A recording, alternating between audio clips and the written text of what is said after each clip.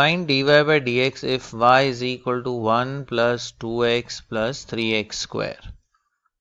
Now we differentiate with respect to x. We get, अब यहाँ पर ये तीनों टर्म्स का इंडिविजुअल हम डेरिवेटिव लेंगे.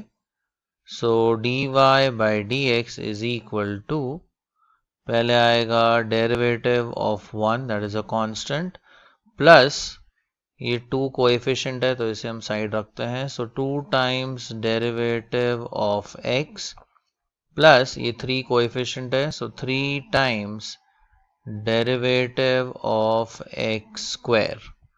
Now derivative of 1 is 0 plus 2 times derivative of x is 1 plus 3 times derivative of x square is 2x. So ये 2 ones are, that is 2 and 3 into 2x is 6x. तो अगर 2 हम common factor लेते हैं तो bracket में आ जाएगा 1 plus 3x.